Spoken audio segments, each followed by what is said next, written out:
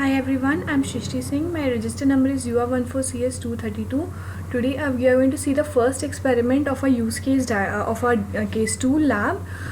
First exercise was based on creating a use case diagram either for library management system or railway management system. I have chosen the topic as my railway management system. Now what is actually a use case diagram? Use case diagram identify the functionality provided by the system, the users who interact with system, those who interact with the system, like we as the customers or the bank manager, we are the actors, and then we show the link between the use case and the actors with the help of either association or direct association. Over here we can use include and extend to show that relation. Include is like while we are going to the ATM, and we want that for instance, I'm taking this example that we want that bank account number or ATM pin inclusion. Those things will come into the including of transaction of the money. And exclude is like it's like a help option, like if it doesn't work we can help it, we can refer the system for help. So that's why where we use exclude. Now over here in my railway management system we have a customer. As you can see, we have this customer, then we have a railway website and agent. Now as a customer, like me being a customer, like we can inquire about we can inquire about a rail ticket in whether the ticket is available or not. If the ticket is available, we can fill a form, we can book a ticket, print form, and we can get a message, we can cancel ticket. Now these all are my use cases, and my customer, railway website, and my agent are my actors.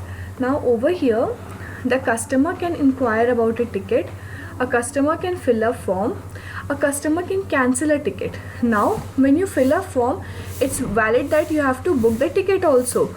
You're filling the form to book the ticket. So after you book the ticket, this will be included in this. After you book the ticket, now it will be according to what preference you want. You want it in AC, in sleeper, or in general. After booking the ticket, you have to see the mode of payment which we'll do. It can be either by debit card, credit card, or by cash. We can print the form and we can give message like your ticket has successfully been your ticket has been booked successfully. Now this can also be done with the help of the railway website. Now the railway website can also access the ticket availability. It can also fill the form. It can also print the form and give the message, and the customer, railway website, and the agent, all the three of them can cancel the ticket. Once the ticket has been cancelled, the money can be refunded. Either the money is refunded back or we can book another ticket over here. So and the railway website can handle the refunded money and so on. This is my first in which I have made the railway reservation system. My second question was based on a problem statement. So I'll read the problem statement first. Now consider a retail bank which collects money from customers and in return gives them an interest as predetermined rate. The objective here is to automate this process of interest calculation. The system developed should calculate interest daily for each account having balance more than 0 at the correct interest rate. The interest calculated would be cumulatively stored in a table which will be updated every day. Remember that the balance on which the interest is calculated daily will change because the customer may deposit or withdraw money. Every month the cumulative interest calculated will be credited to the customer. After this point of time, the cumulative interest stored should be set to 0 because the customer has benefited for the period specified. Before interest is credited, the customer's bank tax should be debited from the interest according to the prevalent government laws. Now I'll show the UML diagram for this particular statement. This is my UML diagram. Now see, now it's like we have a customer, we have a retail bank. Actually it's very difficult to fit it in one page. We have a customer, we have a retail bank. Now I'll zoom it out. Now over here my customer can request to open an account, my customer can request to close an account, my customer can deposit money and withdraw money. All these are my use cases. My customer and retail bank are my actors. Now balance inquiry can be done both by the bank and the customer. To open an account, the customer has to fill the form to open account. To close the account, the customer has to close the account, and over here we use include.